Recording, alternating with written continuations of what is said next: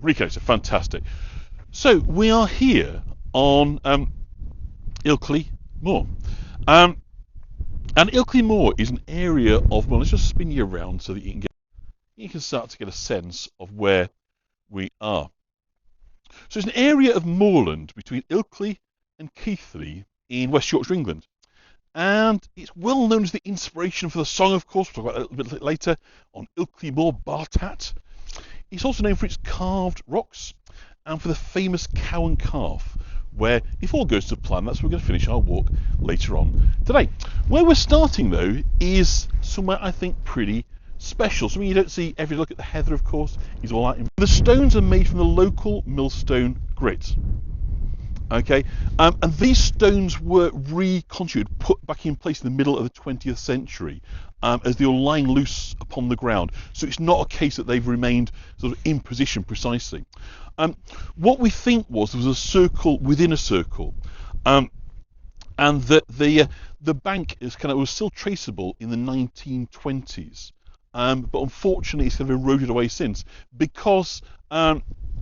We'd lost connection for a moment, but I think it should be okay right now. It's heavily eroded, this site, because it's had so many visitors that we believe that traces of burial cairn that was over here have now all but kind of disappeared. And that in 1971 we know that a group of amateurs made an unauthorised attempt to kill fallen stones, but the stones soon collapsed all over again. They've since once more been put back in place. It's not clear who kind of re-erected them, nor when. What we know, though, is that this site has severe visitor erosion. Obviously, I'm now part of that, formerly hidden beneath the heather, but this area now is so trampled, unfortunately, it's regarded as one of the most damaged prehistoric sites in West Yorkshire. So we didn't ought to worsen it by sticking around any longer. But what a marvellous place for us to start our tour. Okay. From my end, it's saying that we've got a good signal. I've had a good signal all the way along, so they might be just catching up. So stick with us, and hopefully we'll be back. And it's been consistently ground, good signal up here. So we're actually on a thing called Rombods Moor, which is a large area of moorland that's kind of roughly bordered by Ilkley in the north, Silsden in the west, Keighley to the south, and Menston in the east. And within this expanse of gritstone, sandstone and shale are several smaller, kind of rather vaguely defined areas. And Ilkley Moor is part of that. So it's not always clear where, we're actually on Burley Moor right now, where one moor starts and the other ends. But it's kind of broadly, geographically cut out. Picture quality is not good, cutting in and out. But stay with us, because hopefully I'm getting very, very good signal up here, so I think it's that you're just a few minutes behind me on the chat. So much of the area now obviously consists of rough land overrun with heather, bracken, wild grasses, and stray off the path and you suddenly get into a lot of waterlogged kind of peat bogs as well. And there's evidence that the upland areas may have provided reasonable hunting, grazing and later farming land, as many flints dating back as far as the Mesolithic era have been found here, and that this human occupation continued through the Neolithic, so into the Stone Age, the Bronze Age, even kind of pre-Roman into the Iron Age as well. So people were living up here, settling up here, farming up here for all that time. So I'm glad that it's now fine. I think you've sort of caught up, the chat is ever a couple of minutes behind where I am, so I think that by now hopefully most of you should be back to a good position. And of course traces of this settlement left behind, we've just seen the stone circle, a burial place, quite possibly a place of worship, but also across here lots and lots of large burial cairns. So in other words, you know, kind of brick columns, the bricks sort of all put together to make sure we're going on the right path, which we are. This is what we did last time. We went wrong because we turned down there. I was chatting away to you guys and we went down the wrong path, so we're not going to make that mistake again today, and we're going to be following the Millennium Way circular walk. So we're well signposted, and off we'll go down the path towards, and we're going to be heading down to that lovely, as you can see, isn't it beautiful today? You've got Menwith Hill, you know, to see the golf balls over in the distance, American Air Force Base. And so all good, I think, at this end, Elizabeth. So anyway, so we're talking about an area that has been settled pretty much all throughout history, right from the end of the last ice age. And that's really as far back as anything gets, really, in terms of this part of Europe, because simply it was frozen over. Nobody lives here during the 30,000 years of the ice age. So the people that come subsequently came from elsewhere, looking obviously for a place to settle, a place to farm, etc. So we know that settlement goes here right the way back to the earliest point of settlement, which is, as I say, the end of the last ice age. So here we are, for those that like to see the boards. So Ilkley Moor, as you can see. So we're starting up here by 12 Apostles, and if we've got time, we're going to walk down to White Wells, round the town, up to the Cow and Calf. So that's the route we're looking to take, and we'll hopefully have some points of interest for you kind of along the way. Think of your trip to Yorkshire in September. Fantastic, Catherine, do it. Don't think about it, do it. Come. So what we know is that this landscape was essentially formed during what they call the Carboniferous period, which is about 325 million years ago. I'm going to say that again, 325 million years ago. Blows my mind. I can't get my head around numbers like that, but that's the kind of timescale we're kind of talking about. And Ilkley Moor at that point was part of a sea level, swampy area fed by meandering kind of river channels coming from the north. And the layers in the eroded bank represent the sea levels, with various tides depositing different types of sediment. Amazing to think this is at sea level, it seems so high up. So over a long period, the sediments were cemented and compacted to create these rocky, hard layers. And then geological forces kind of lifted and tilted the strata a little towards the southeast, producing many small fractures and faults of the cracks and the crags. And since the end of that period, more than 1,000 metres of coal-bearing rocks have been completely removed from the area by erosion. So again, just sort of think of what this landscape would have looked like 1,000 metres above this. Crazy, really, isn't it? What erosion can do, how it can just force us the change over time, this constant exposure. And during the last kind of million years, Ice Age glaciers modified the shape of the Wharf Valley, as this is known, so looking across the valley from here, deepening it, smoothing it, and leaving behind the glacial debris. So whenever you wonder how is it we have these sort of ginormous rocks all piled up, how did they get there? What created that? What caused that? It's glaciers. It's millions of tons of rock and ice bumbling along, moving vast quantities of kind of debris. But at some point they start to slow down. And of course, when they do, the heaviest matter tends to get left behind first, doesn't it? The lighter matter will get moved along. So consequently, they get moved until such time as either gravity, or other forces have kind of come into play, melt or so forth, might cause them to be deposited. And so that's why we end up with these, incredible rock formations you're going to see before too long on this walk. It's just kind of nature in action. But what a special place. It's so lovely. I'm hoping the signal is good for you. I'll keep panning around so you can get a sense of the beautiful desolation of what we have here. So we're above the gorgeous town of Ilkley, an absolute must visit if you're in this part of the country, beautiful part of North Yorkshire. Looking at very near North Yorkshire and West Yorkshire kind of boundaries. Over here is where the kind of two meet. Dales, bottom of the Dales isn't too far away, so Skipton and so forth. So we're in a fantastic part of the county. I couldn't urge you too strongly to put this in your itinerary. And again, from York, maybe an hour's drive. That's what I've driven this evening. So not a long way. If you're in this part of the world and you're feeling like you've got a bit of a walk in you, come on to Ilkley Moor and do it up there. Beautiful destination, absolutely. It is a desolation. And of course, so I was talking earlier about the bogginess just coming across here. You can just see that we've now got a rather kind of different element to the landscape. The peat bogs, very wet, holding an awful lot of moisture up here. And because the peat is very acidic, which is good news, of course, and you gardeners will know this. Who knows what conditions? Does anybody know what the conditions are? And there's a bit of lag on here, so it'll take me a while. But there's a gold star if someone gets it. Does anybody know what condition heather likes? Because heather really flourishes in a really specific set of conditions.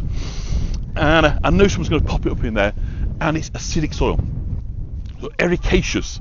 For those that you're into your gardens, you go to your garden merchants and you buy ericaceous, don't you, for planting things like rhododendron likes ericaceous. So it's very, very acidic soil. Most plants can't stand it. Heather by contrast absolutely loves it. And Ilkley Moor, acid soil, brilliant, Lizzie. So Ilkley Moor is famous for its flowering heather. And so this heather flourishes in acidic soil.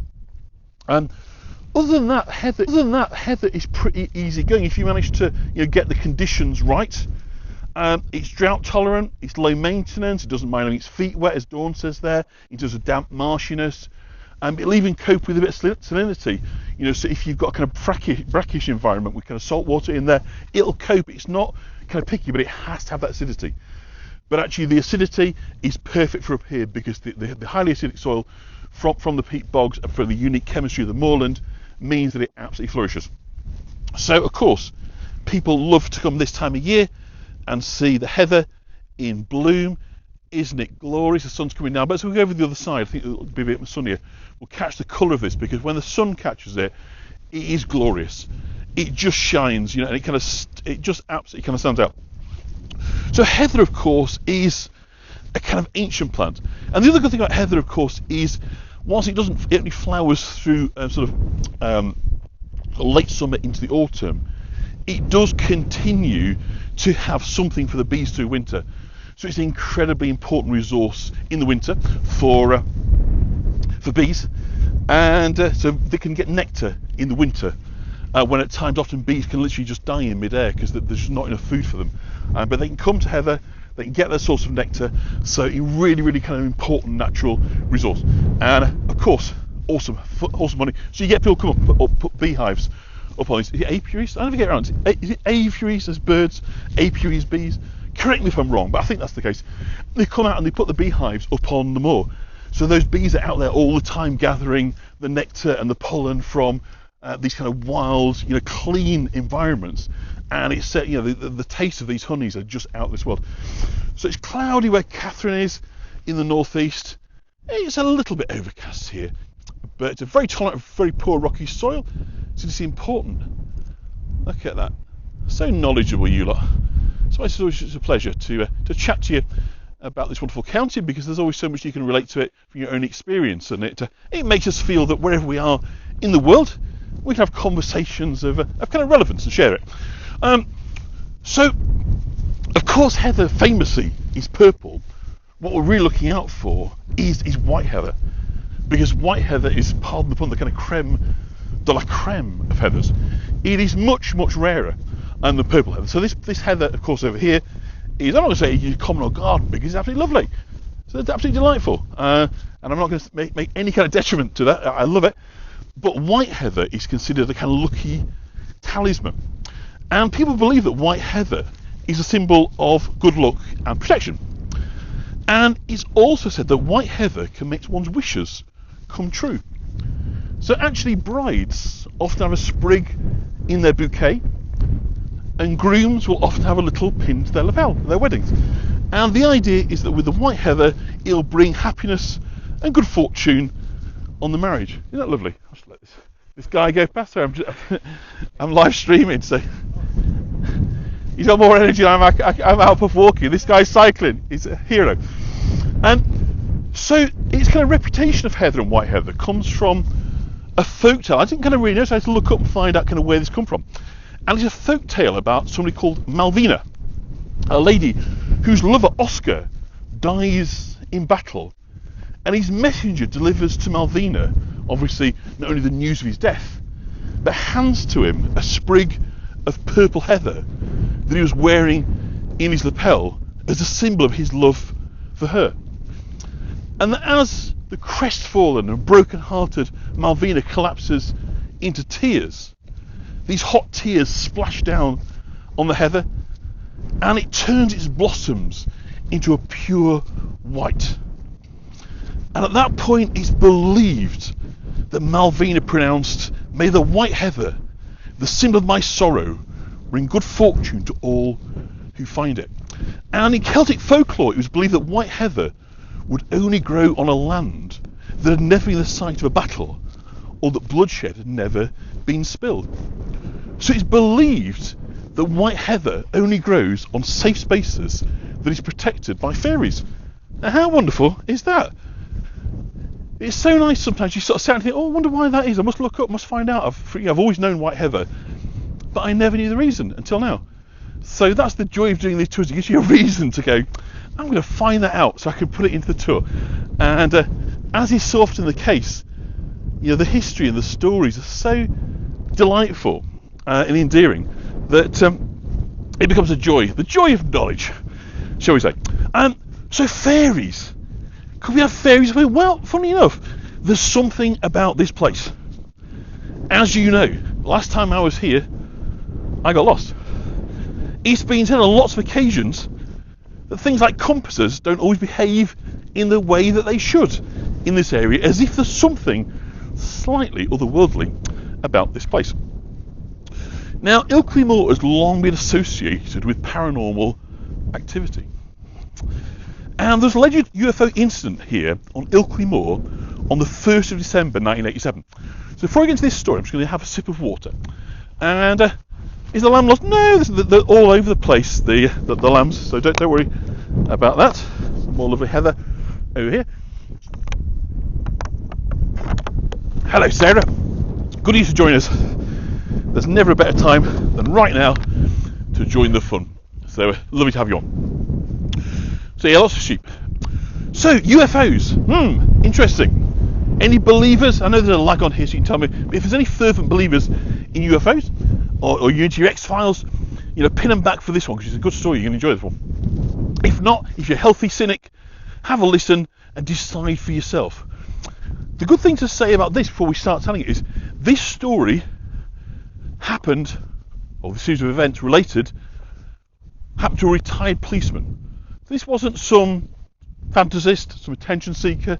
This was someone who spent his life in kind of public service. Not somebody you'd expect to be fanciful or fantastic, probably seen enough of the bad things in life not to be wanting making things up. So just bear that in mind. So there's an alleged incident here on the 1st of December 1987.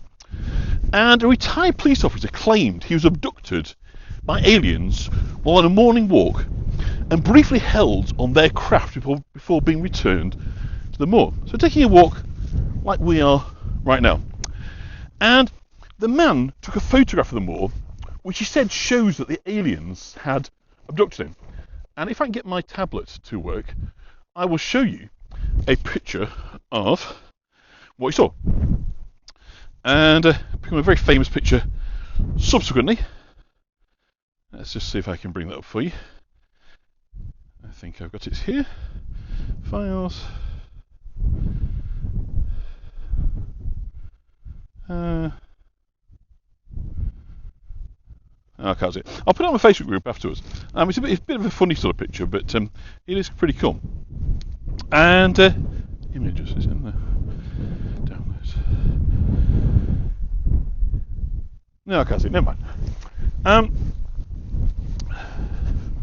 So it said there's been many UFO sightings up on this moor, and many have suggested it is the proximity to Men with Hill. If I just put a pan across here, you might just be able to see, if I give it some zoom, on the horizon. Can you see over here is what they call the golf balls? Can you see those? So the golf balls are basically they're an early warning system. It's part of the US Air Force base. So that is kind of spies up there. Obviously they're up here because it's a very clear signal, very kind of clear air, right up at the top. So ultimately that's, people have associated this part of the world with that. So the photo that hopefully have a little Google while you're at it. Just type in Ilkley Moor alien photo and you'll find it. Is the photograph subsequently becomes a massive news story in the UK, and it's been cited as one of the strongest bits of evidence that we have that extraterrestrials have actually visited Earth. It's also often described as very, very kind of blurry, and skeptics have dismissed the incident, saying the photograph shows something else, maybe a man, maybe a cardboard cutout.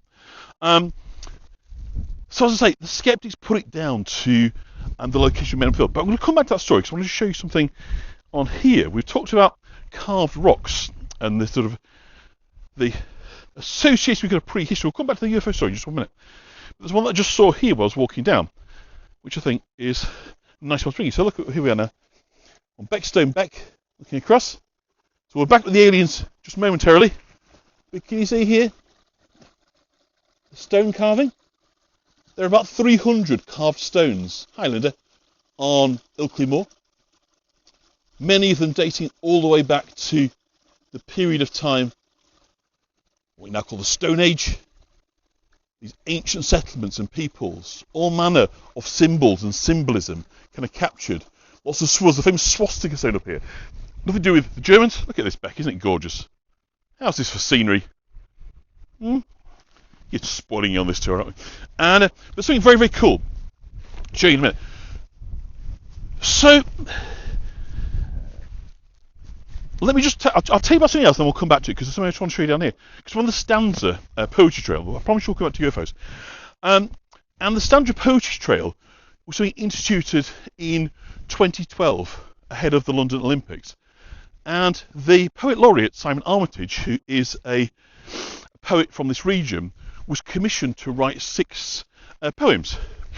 And they were placed on a route between Ilkley Moor and Marsden in West Yorkshire, across about a 47-mile route. And one of the poems, we're not going to see the poem right now, but we're going to see the poem Postbox, which I think is just such a wonderful thing. And Linda's on, I know you'd love this. You'd love to bring your class here, or your former class, I'm sure. And they would love this, because what's been created is a place for poetry. It is a place where people can sit, take time. It's a former grouse shooting lodge that has been converted into a place for poetry, a place to sit and to think, to write a poem, to leave a poem, to read a poem. So what a lovely idea, I think you will agree. And it is just right here. Empty land in the UK. So this is the poetry seat, okay, right in the middle of the moor, so we'll give you a kind of pan out of the view. So on the Stanza Stone Trail, it's 47 miles altogether from Marsden to Ilkley, and Simon Armitage, northern poet, wrote 6 poems. So I'll read out one of them as we kind of walk along a bit later if we get the chance. And this is an old shooting lodge. So a dry stone wall, called Nick Ferguson made it for a place people could sit. And so what is remarkable here is that there is a postbox for poems in and for poems out. So for those of you that believe that there's something quite wonderful and magical about literature and creativity, the handle doesn't work. If we fish our handle into here we go. We can find somebody's effort here. Not very impressive. Don't suck the pen. It says F and M and G. We have here from Jacob, aged 8. There once was a boy called Glenn who was about 10. He ate an egg, then went to bed and woke up looking like a hen. So interesting there from Glenn. Oh, somebody's left a packet here, so let's have a look at what we can find. So another one. So all done by children, these ones. There once was a man named Ed who had a very big head. He slipped on his bum and swallowed his tongue. Let's go straight to bed. That's from Sophia, aged 11. What else have we got in here? So isn't it a lovely idea? People just leaving behind. So somebody has dropped this off for us to find. In case of loss, please return to the poetry postbox on Ilkley Moor. As a reward, joy. And we'll come back to the UFOs. I promise. I just want to show you this, and we arrived here a little bit earlier than I thought we would do. So here's one that was written on the 16th of August. That's today. So here we go. So a party set out with young Evelyn to reach the top of Hevelin. As they reached the peak, she said with a shriek, "I thought we were going to Newlyn." So there we go. That's Robin and Sophia Shepherd, father and daughter, who visited here on Wednesday the 16th of August at 11:59 a.m. So there we go. I will put those back for the next people to find. I haven't written a poem, but I did find one that I thought that you might enjoy. And it is something that is close to the heart of all Yorkshire people. It is a celebration of the humble Yorkshire pudding. I say humble, it's a magnificent Yorkshire pudding, right? Well, Yorkshire puddings are, right? This is done by Ian Macmillan, who's another very, very famous Yorkshire poet. So the poem is Praise for Yorkshire Puddings. Light brown moon in a gravy sky, round O of delights on a big white plate. Floppy as a vest if you get them out early, hard as a wall if you get them out late. Alchemy of eggs and milk and flour, aesthetically gorgeous in a kitchen full of steam. Cultural symbol with enduring power, perfect as sunset, elusive as a dream.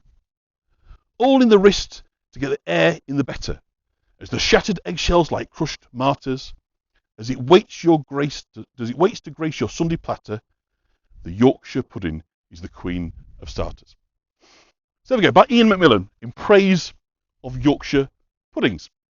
So I've put those all back, as you can see, they're all now back in the little cubby hole for the next person to find. So I do hope you enjoyed the Poetry Postbox on Ilkley Moor. We need to be walking on. So we will go back to the account of, let me just find my notes, because stories like this I have to remember. I have to have one or two notes, so you can probably, that's got so much heart. This is lovely. It's a lovely, lovely, lovely thing. So this happened, as we say, in December of 1987. And he's a former policeman, and he's taking a walk on the moor, as we are right now. But something very strange happens. And he reports that he's been abducted. He claims to have a photograph as evidence. So I'm walking uphill now, if we're getting a bit out of breath. You'll understand, I'm sure. And so, of course, a lot of people are very interested in his story. Some want to disprove it. Some are fascinated by it. The believers. But his testimony is this. So Philip Spencer is the name that he uses, but it wasn't his real name. He'd moved from London to remote West Yorkshire with his wife and child in order to be closer to his wife's family following his retirement from the police force. So on the morning of the 1st of December 1987, his testimony went that Spencer began walking across Ilkley Moor to visit his father-in-law in East Morton. He'd taken a camera with him as well as a compass in case there was fog. So on the Millennium Way, look, back on the main path. And according to Spencer, he was walking up a small hill when he noticed, excuse me, I get a bit out of breath, a kind of odd-looking figure just on the trail ahead of him. So imagine just a little bit into the distance, just to be able to sort of see. So it seemed that this figure was dark green, about 4 feet in height, with an oversized head and long, thin arms. He said the creature made a gesture at Spencer, which he took to be a gesture telling him to stay away. But he took out his camera and took a picture of it. The creature then ran away, and Spencer followed it across the moor. He lost the creature in the fog, but he then saw a craft rise from the moor and disappear into the sky. He describes the craft as being of a whitish colour and consisted of 2 saucer-shaped parts that were attached, with one being on top of the other. And it's a bit like a Star Trek ship, I guess, if you remember that. You're all as old as me, SS Enterprise. He said there was a rather loud hum, but he didn't take a photograph of the craft, sadly. And rather than then continue with his planned route, Spencer headed into another town that was about half an hour away. And when he discovered that it was 2 hours later in the day than he expected it to be, in other words, he'd lost 2 hours along the way. Additionally, the compass they'd taken with him was pointed in the opposite direction that it should have. And in the days following the alleged incident, Spencer made contact with UFO researchers a couple called Jenny Randalls and Peter Howe. And Howe claimed to have been extremely sceptical at first, but later came to believe Spencer. So Spencer handed over the copyright of the photo to Howe. And although the story kind of quickly made the news, Spencer insisted on keeping his anonymity, and he also insisted he didn't want to make any money, no financial gain whatsoever from this. Okay? So various write-ups of the case have made this clear. He had no monetary advantage. He didn't want publicity. He remained behind a kind of smoke screen. So as well as then examining the site, Howe, the UFO kind of investigator, sent the photograph to a number of wildlife experts, and they said it's not any known animal. Experts at the Kodak laboratory in Hemel Hempstead in the UK said they couldn't find any evidence of tampering. And Bruce Maccabee, a US Navy optics expert and ufologist, concluded the photograph, though, was too grainy for proper testing. More of that marshy bogland we were saying earlier. So according to ufologist,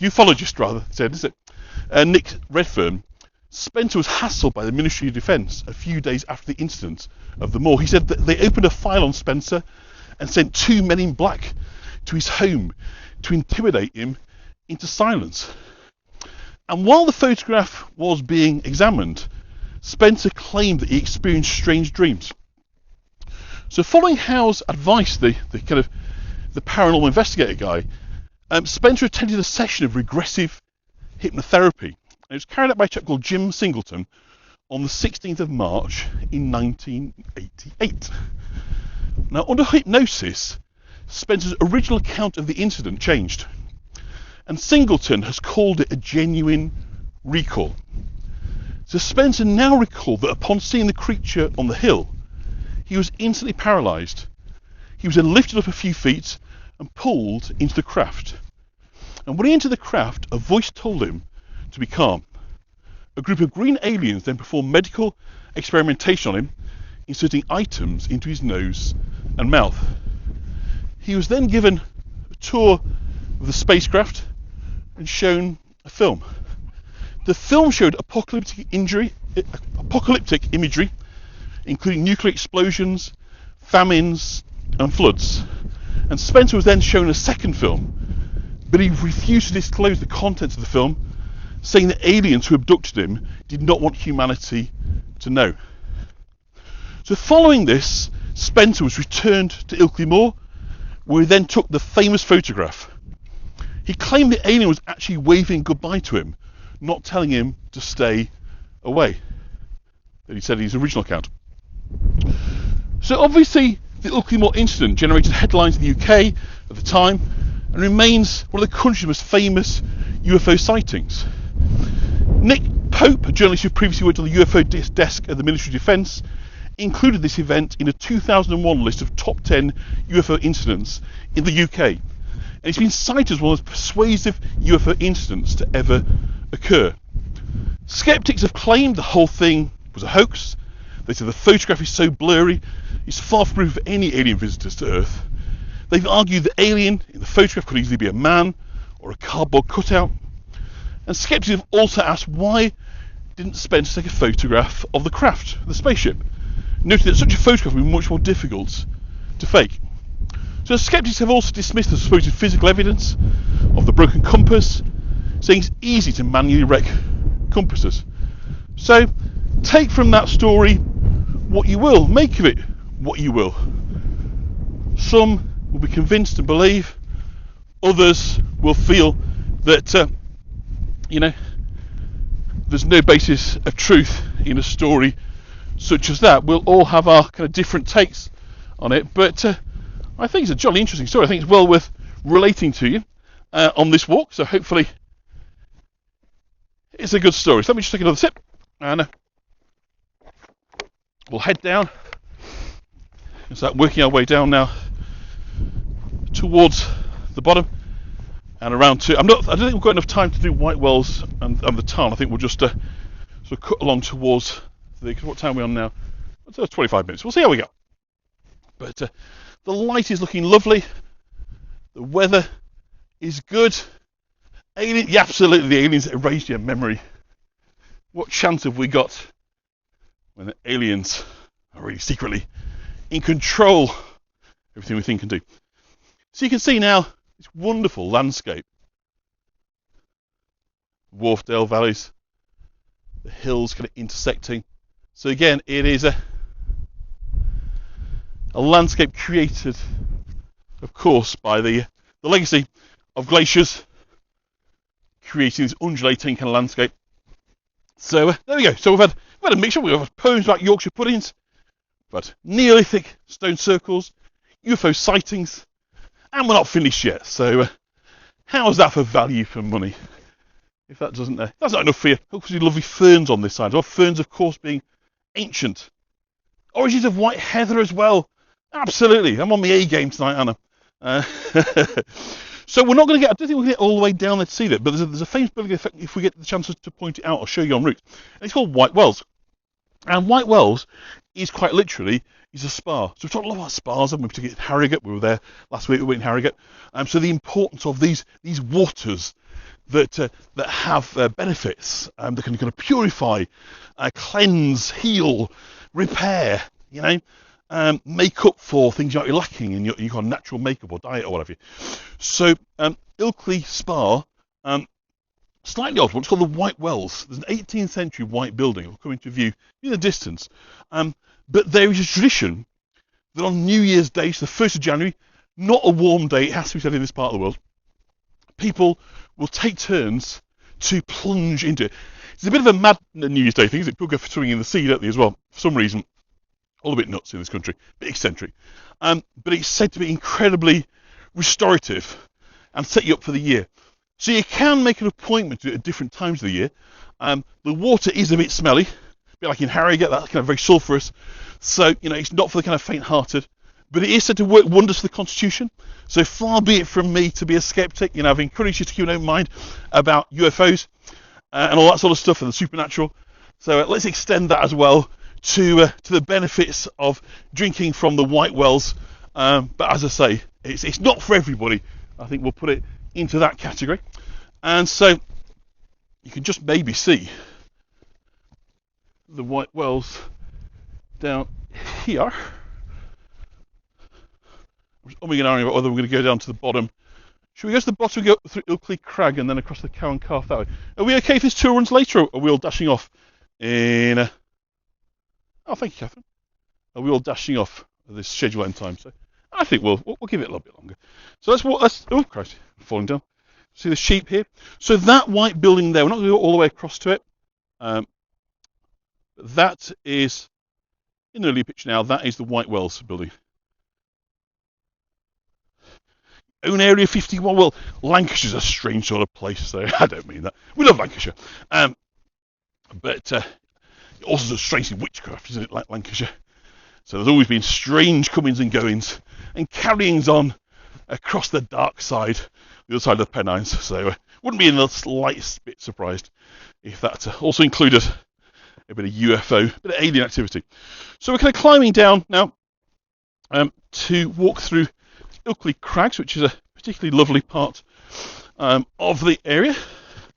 Very attractive. I'm hoping this path will get me down there. I didn't actually walk this way, so I've sort of more observed it than actually experienced it. So if we do get a little bit... Oh, there is a path. It's just a little bit... There's all the sheep, look. Very nearby. Isn't it wonderful?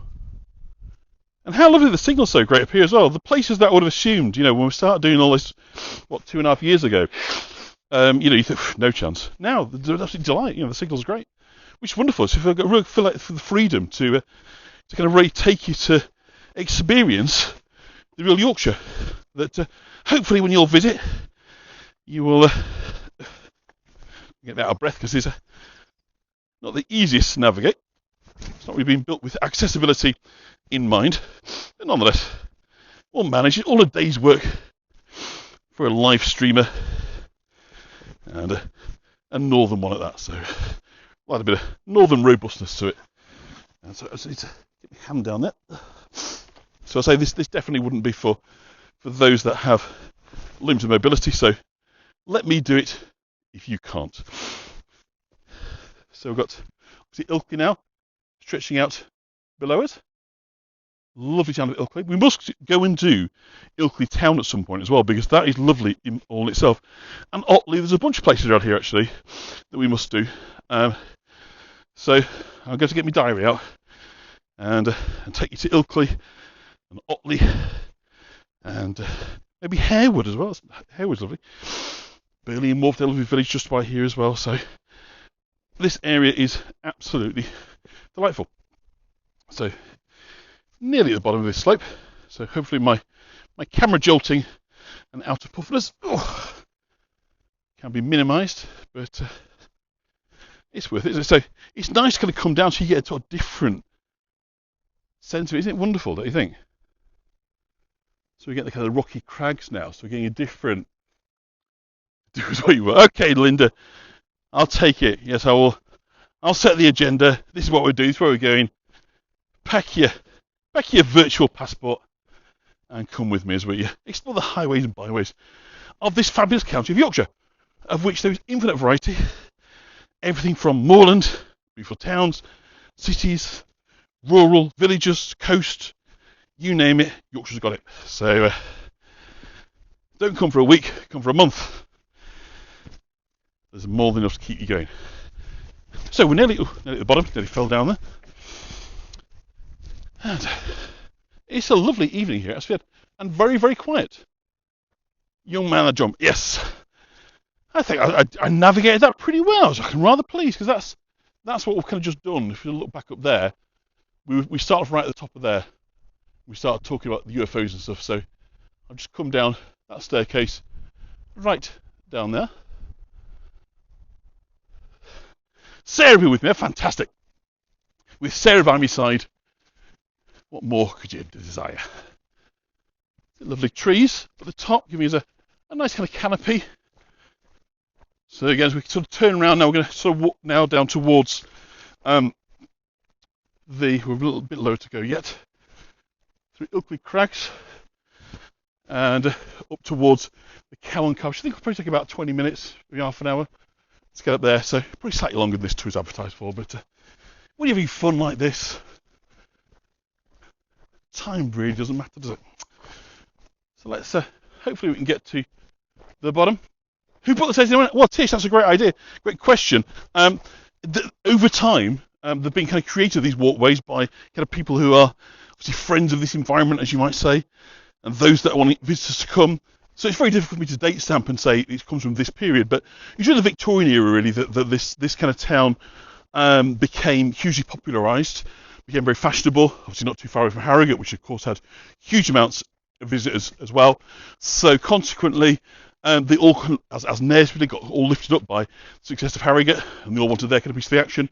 So creating these opportunities to explore the moors brought people here, because of course, walking outdoors, country air and all this, that and the other. So you can imagine how, by creating the walkways and the pathways, it enabled and created the opportunity for people to come visit. So I think that's when it all starts. But of course, over time, it's under the control of Bradford Council. So I think they obviously allocate certain funding to kind of maintain it and do a sterling job. I think there's various friends groups as well that are responsible for maintaining it. So all in all, whoever it is that's taking it is doing a darn good job. Everything is as it should be. Of course, absolutely wonderful for nature to have this kind of unspoilt environment. Can support huge amounts of kind of flora and fauna, albeit, of course, those that can exist with the acidic soils and so forth. But putting that aside, your genuine natural environments where, as you can see, plants flourish. Lots of rain, of course, as well, means that they rarely have a problem. And so, I'm just getting another sip of water. I'm hoping this path is going to take us to where I think it's going to do. Otherwise, nonetheless, we'll be in Ilkley, so I can make my way back. But I'm thinking this pathway should take us down the side of Ilkley Crags, which is a very beautiful quarry, and up to the Cow and Calf. If needs be, I will just have a look at where we've kind of got to. But I think we're in that direction. I'm just not quite sure where this path takes us, whether we go right the way to White Wells or we can cut across. We want to be sort of over there. That's the direction that we want to be heading in. So I'm looking for a path that swings across to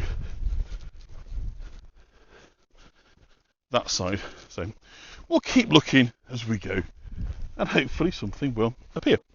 But it's jolly lovely.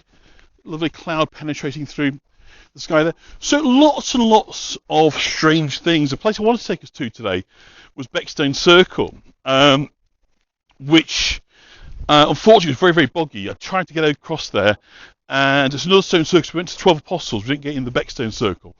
But again, it's a place that is associated with very, very strange carryings on. There's something about this place that has a long, long tradition, a long, long association with the supernatural and with nature behaving peculiarly. And it seems that there's something of a fault line that runs through this, and that these circles, these monuments, were in religious sites for people who lived here between sort of 5,000 and 15,000 years ago. Obviously carrying out rituals. We don't really know what they did. The kind of ley lines, underground streams seem to be present. So there seems to be an awareness of the geology and the geography, and how that creates electromagnetic variations. And it seems they have what might come to a causative effect on paranormal. So I was looking on the website of the Fortean Times, and there's another story here. Happened back about half an hour from where we are here. And it began on the 12th of July, 1989, just around midnight, when two men were spending a few days here to record any possible electromagnetic anomalies up at the Ring of Stones. So they were going to look. And they weren't to be disappointed as something very untoward raised its particular head. So have we arrived? I think we have actually got to. I wasn't going to get this far. So I said we weren't going to go to White Wells, and I think we have. Yeah, so we're at the White Wells cottage. So this is the famous White Wells, sitting above Ilkley. Walking to Whitby, yeah. So hopefully this path will take us round. Famous last words. Last seen, lost in Ilkley again. But lots of different places. At least I'm delightfully inconsistent. I don't keep getting lost in the same place. Isn't it wonderful? So this is the 18th century cottage, and the plunge pool is here. But I'm pretty sure this path will take us around to the Cow and Calf at the bottom. So I think we've got to the right place. We're just a little bit further up than I thought we were going to be. Oh, these steps again. So yeah, so this is the place where there is the spring water. You can take the waters. You can dive in if you're nuts. The 1st of January. There's refreshments and tea rooms here. So it is a very famous kind of local spot. Just trying to see where the wellhead is. The path here, does that go back round towards the Cow and Calf? Sorry? The path at the bottom here, does it go back to the Cow and Calf? Yeah, well, if you go down this one. Yeah. That'll take you through the crags and through that way, yeah? Yeah, and then over the back of the tarn. Thank you very much. So this is the famous White Wells. The entrance of the bathhouse here. This is where you come in to the baths. So wherever you are in the world, there's a sign there pointing at you. It's the east, the north, the south, or the west of us. Here we are. So there we go. We are at White Wells. So let's follow the path down, as the gentleman just said, and that should take us round by the tarn. He didn't say the town, as in the town, but rather the tarn, which is a lake. So it looks like.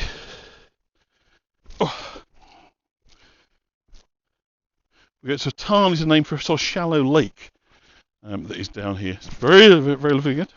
Sorry, just should have done. So yeah, we were talking about those guys, weren't we, up at Beckstone Circle. So they're out there looking for electromagnetic variations. So they're wanting us, expecting something's going to happen. And they weren't to be disappointed. Something very untoward raised its peculiar head that evening. And one reported that he sat barely 10 yards beyond the tumbled group of stones, and there suddenly appeared from nowhere a host of figures, a dozen at most, walking ever so slowly around the old site. He couldn't discern any physical features whatsoever, other than their height and humanoid shape. It was just too dark to see any details about them, so we were effectively silhouettes. His acquaintance was terrified to see, and that he was sort of pointing and exclaiming at something that he couldn't see, kind of maniacally stuttering and shaking his head in an attempt to make things disappear back to his unconscious, where they'd surely originated. Didn't work though.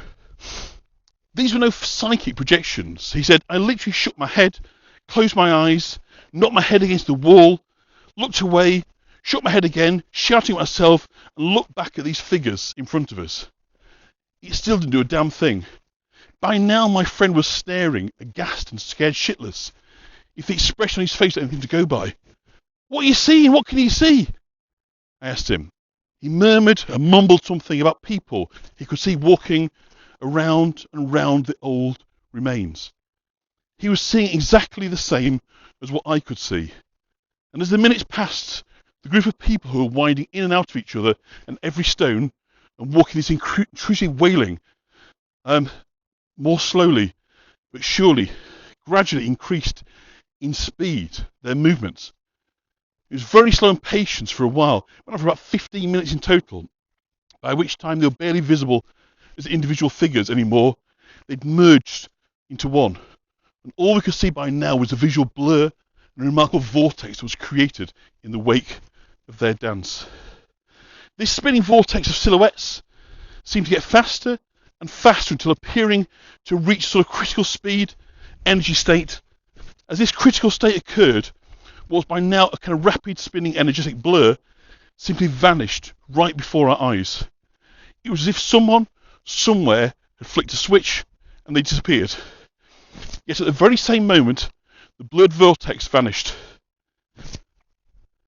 Several dead straight lines of orange-red appeared in their place. And these were as baffling as the dance we had just watched. Very thin wavering lines of what I can only describe as subtle light bounced off several of the standing stones. These lines, perhaps 4 of them, did not originate from the circle, but appeared to come from further afield, and one in particular seemed to come from the direction of the great boulder known as Idle Rock, some 700 yards east, and continued past in our field of vision in the direction of the famous swastika stone. Several minutes after talking it through what happened, he stood up and walked into the circle. And at this point, please remember, it was July the 12th. The night was warm and light. Neither were taking sleeping bags or a tent onto the high moors. And he continues, as I got to the circle and took my first step inside, a tremendous shiver hit right through my body. It was almost like I was walking into a freezer. But I moved forward another step, unperturbed. If truth be told, the probable chill wind that had made me shiver. And as I did so, the chill became more manifest and intense. As I took my third step forward, the cold became biting, and I collapsed onto my knees. Shivering like hell, I stumbled upright and back onto my feet and virtually ran out of the circle. And that, more than anything else that night, truly perturbed me. The following morning, another volunteer joined the pair. They told him about the events of the previous night. He'd brought 2 thermometers with him, and he set them up on 2 of the rocks. One of them about 25 yards outside the circle, the other on a stone inside the circle. The 2 of them had the same reading, 73 Fahrenheit. We left them without checking for a good hour or so, and then began to take readings. What transpired was bizarre, to say the least. The one outside the circle was 62 degrees Fahrenheit. The one in the circle was 72 degrees Fahrenheit. A further reading 15 minutes later, close to sunset, showed the temperature variations had come a little closer. The inner reading was now 70, the outer reading still 62. And further readings were then taken every 15 minutes, and the respective readings closed on into each other until they were both the same, exactly at the point when the sun was touching the horizon to set at 9:05 p.m. But this was not the end of the anomaly. While the temperature outside the circle naturally dropped with nightfall, finally resting at 57 degrees Fahrenheit, the inner circle reading continued falling and lay twice the background rate. Their final reading at 11 p.m. showed a deviation of nearly 7 degrees between the respective thermometers. This particular feeling, almost of malevolence, has been described by many people at Backstone. It occurs both day and night, and is akin to what Professor Thomas Lethbridge described as ghouls. Place memories, so to speak, of spirits or a place. Most of the time there is no feeling, of course, but when conditions are right, these potent subjective consummations can be quite overwhelming at some spots. They're reported worldwide in the Aboriginal traditions of all races, and are felt obviously even today by explorers, mountaineers, and visitors to ancient haunted places like the Blackstone Circle. So the moor raising up behind us. Thank you, Rose. Oh, I think we're coming into the tarn, I think. He says this, and there's something about this place that just sends it all a bit haywire. You don't exactly know where you're going, so you just enjoy the ride. Well, I hope you're enjoying the ride.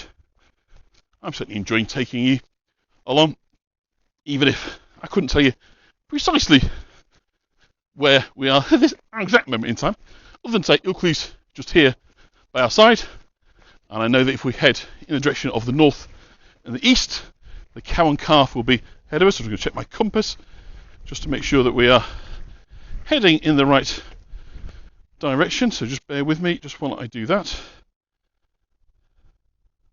Yeah, so north and to east, yep. We're okay. So how long it'll take us to get back? The Cow and Calf, I'm not entirely sure, but I'm enjoying myself. Hope you are too. And I'll have a little sip, and then we'll talk about the famous song that I'm sure you'll all know on Ilkley Moor, Bartat. Lovely houses, by the way. Look at that. Victorian stone villa. Gorgeous. So, I'm getting a bit out of puff now. How long have I been going? I've been going an hour. So, and of course, I spent an hour walking up here to get here in the first place. So, it's not surprising that after 2 hours of walking on here, I'm starting to flag a little bit. But your company will keep my spirits up, and no doubt revive my spirits and keep me going as we walk towards the latter part of the tour. So I'm hoping there isn't anybody that doesn't know the song on Ilkley Moor, Bartat, which is a Yorkshire dialect, of course, meaning on Ilkley Moor without a hat.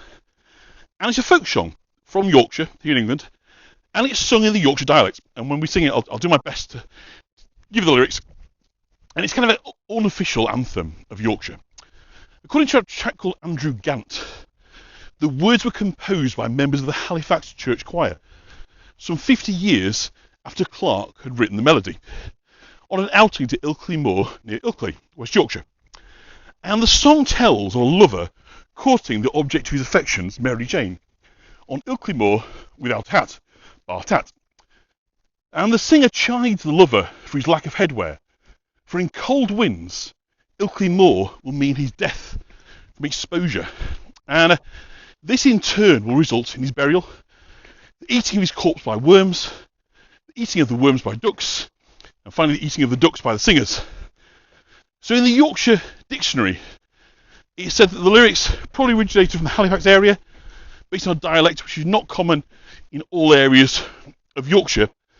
And it's believed the song came into being as a result of an incident that took place during a ramble and a picnic on the moor.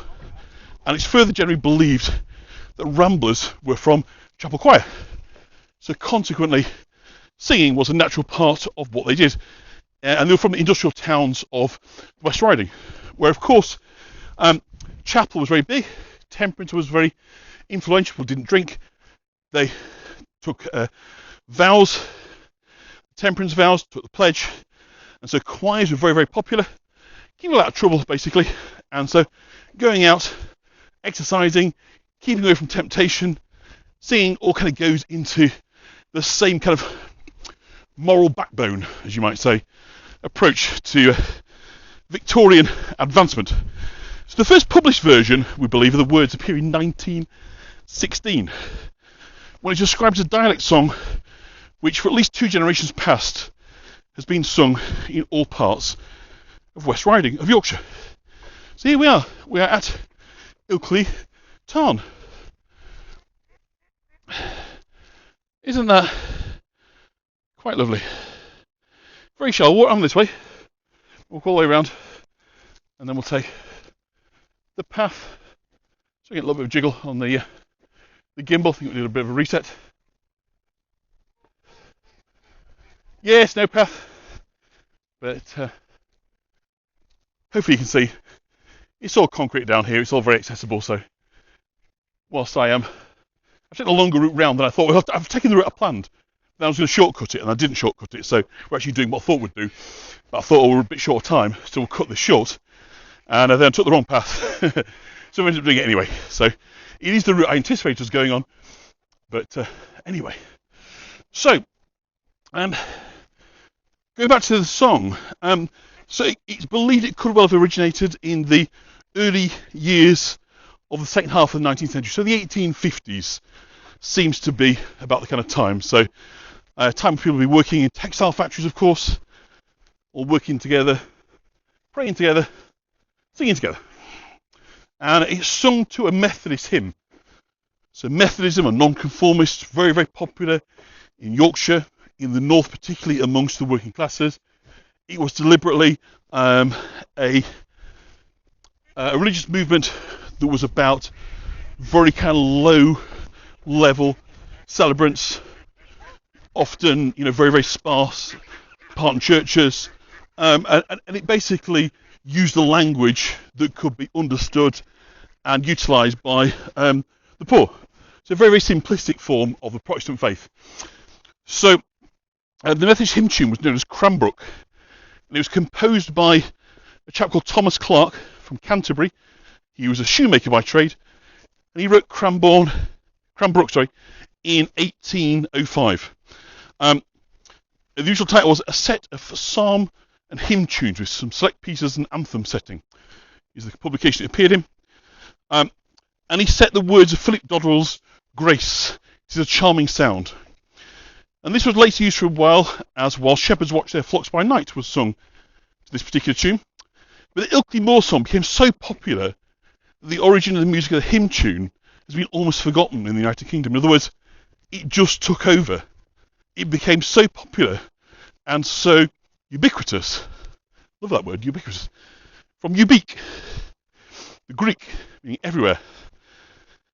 If you've ever wondered what the opposite of unique is, it's ubique.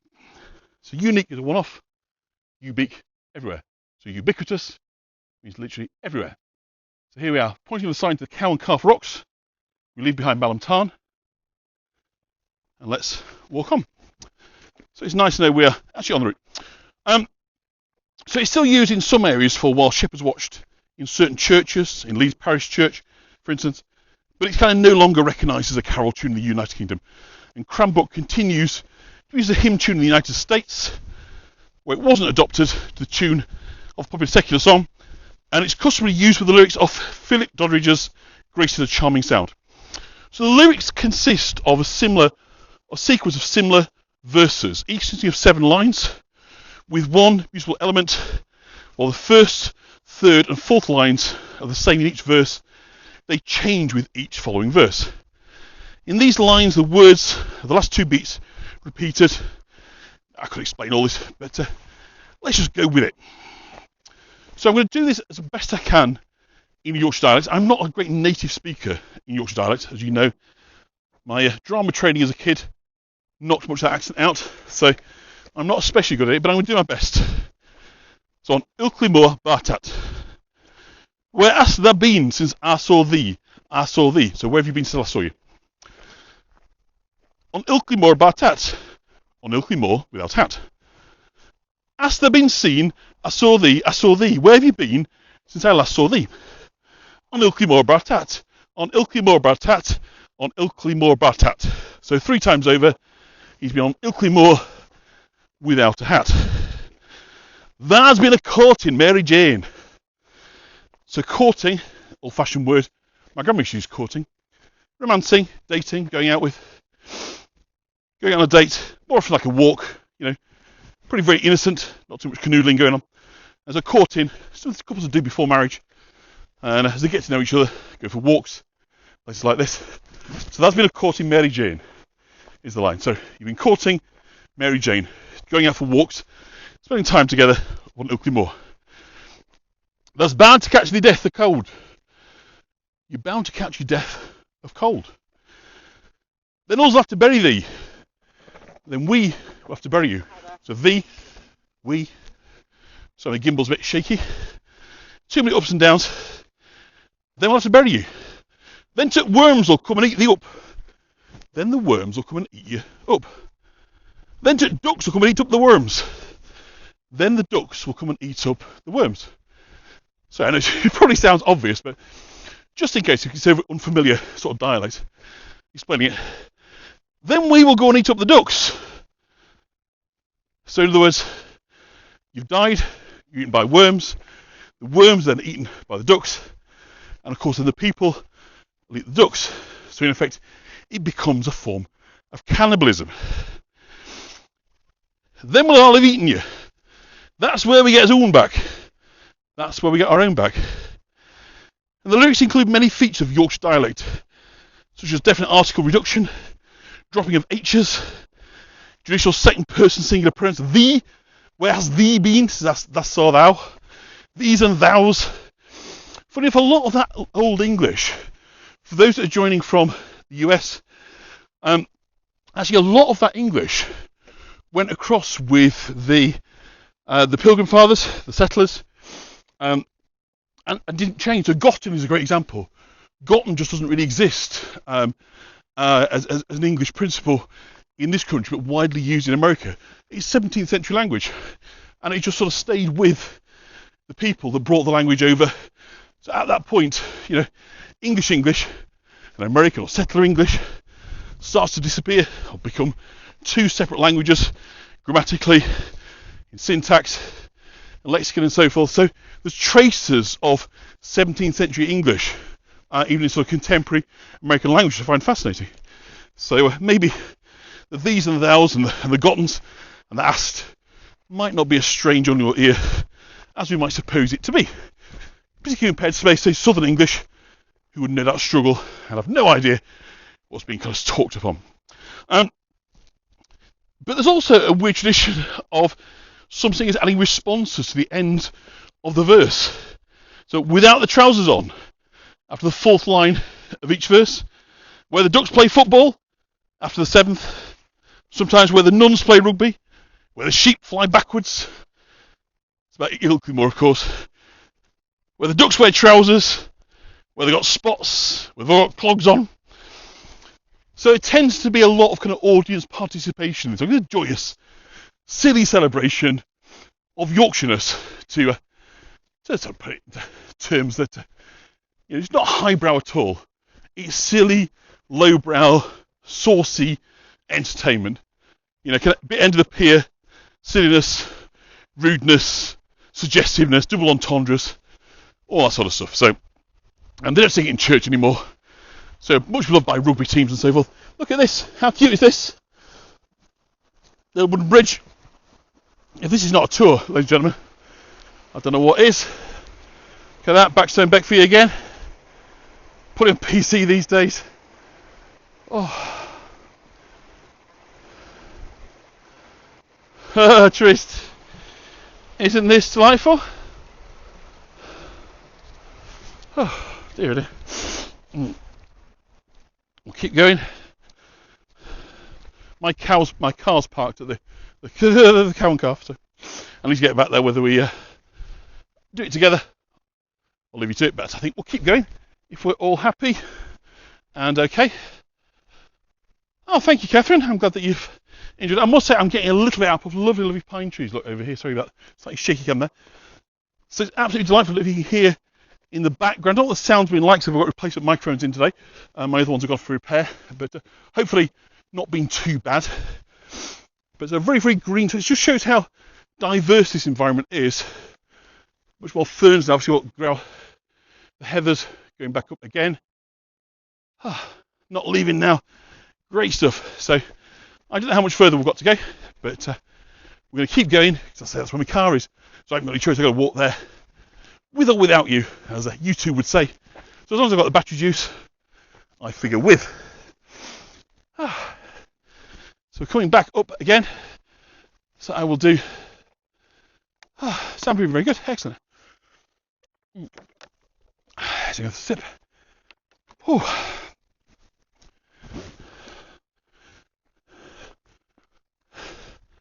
I'm just going to take a minute just to get my breath back, because we're walking uphill. I've been doing this for quite a long time now, and my voice is starting to feel the strain. How lovely to be out here together. So enjoy this. Resale here is fantastic. Oh, I don't think it's that so far to the rocks now. Hope not. Because I want us to finish off with fantastic views from the Cow and Calf rocks. Whew.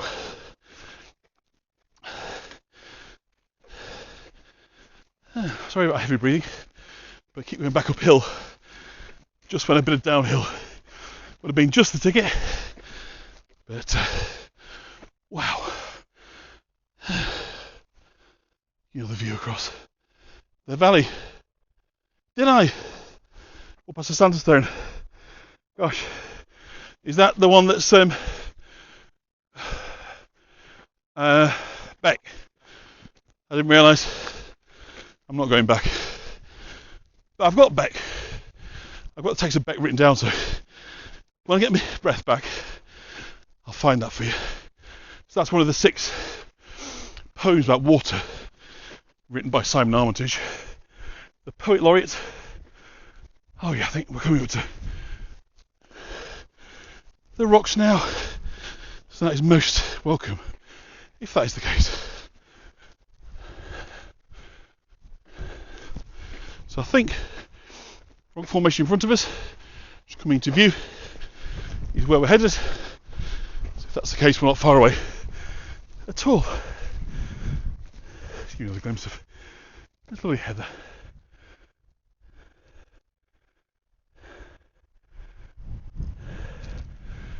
Yeah, I told them the route I was taking, and we followed the route. So I was responsible in that respect. Yes. See, it's all been paths. I've not gone off piste on this one.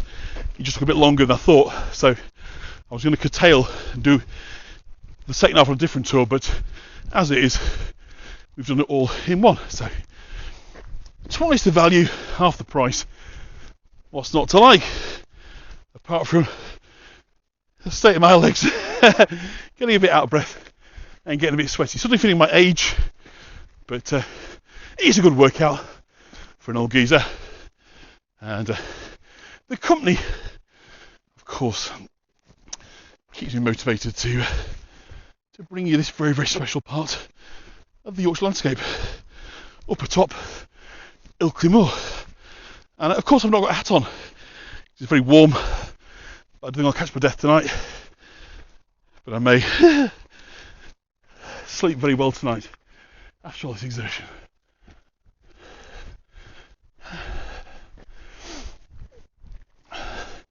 Lazy time on the sofa. How nice. Well, like I say, for those whose rambling days are past, hopefully this gives you a flavour of what it's like to be here in this wonderful county of Yorkshire. Goodness me. Nearly at the top of this climb, and then I think if we can walk around the bottom, we will, rather than rock climbing. And we'll do what we can to get you some good views for the end of the tour. Whew. Yeah, a bit downhill now. So does everybody know the Ilkley Moor Bortat? Is there anybody for whom that is a head scratcher, a mystery going, nope, no idea what you're on about? Yeah, it makes you out of breath too. Or are we all familiar as it's managed to get into the collective consciousness of all of you, wherever you are based in this country, in Europe, or of course other parts of the world.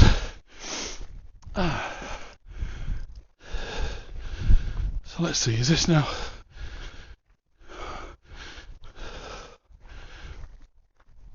I'm just trying to as to whether this is the cow and calf, or let me just go. But I think you'll have more than had your money's worth. Hopefully the signal will be back. This is a momentary drop.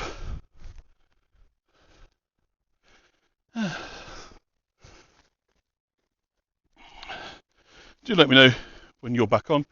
It's saying right now the signal is fine. So I'm hoping back up. Now I can see your chat, so it's coming through. I think just a little bit of a delay. I'm here, good, fantastic, Rose. I'm here too. All is well, don't worry. We're making good.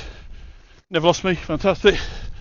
Making our ascent up. Now just going to be a bit careful, it's a bit steep here. And not much grip on, that's better. Good, signal's fine. That's awesome. Looking if there's a way to clamber this. It's going to be doable. Or if we're going to have to finish up here, because obviously with the gimbal and so forth, there's only so much clambering you can do. But, let's keep going. So we're heading up the rock face here.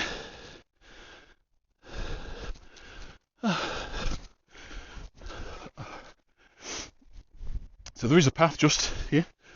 So obviously other people have taken this route, which suggests that there is a way up. Also a way down, right down there, as you can see. Beautiful stone here nestling. So again, just stuck here by glaciers. Remarkable, isn't it? These stones weighing thousands of tons, just dumped. How high? Not spectacularly high, Natalie. You know, we're a couple of 100 metres, I guess. You know, high enough when you're walking and talking and you've got a gimbal with you. I'm going to go Patrick Toomey on this.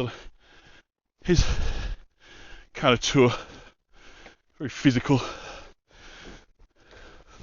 So if I can find a way of getting you up higher, we will. But obviously it's getting pretty steep now. Aren't they wonderful? The rock formations. So it's still a path going, so hopefully there's a pass where we can get through. Always looking for a mountain pass.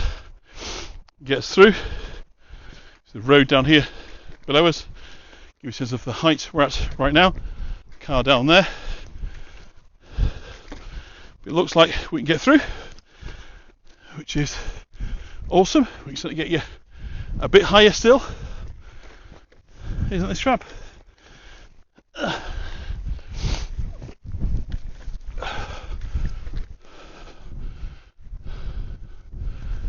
It's like Hanging Rock as well, isn't it? You know, the famous Australian film, have you seen that? Picnic at Hanging Rock? It's got some sort of vibe. Somebody disappearing up here. Very mysterious. Who knows what forces exist and play out up here.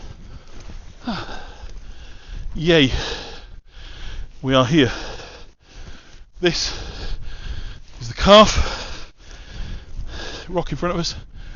This is the cow. It's a bit windy. It's bringing us down. I'm not going to climb to the top because I haven't really got the energy, so we're going to look at it from the bottom.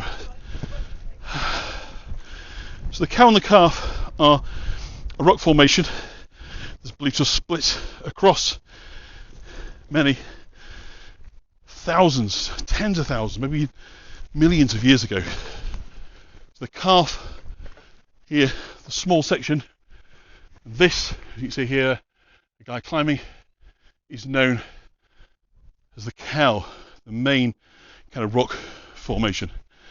So it really is an absolutely dramatic place. Yeah, sure. So my car's over there, so let's just try and get a bit closer up for you. We'll try and get, because there's a really cool sort of quarry scene inside. Yeah, we're back to civilization. So my car's that car park over there. So I'm just now doing this as the last bit.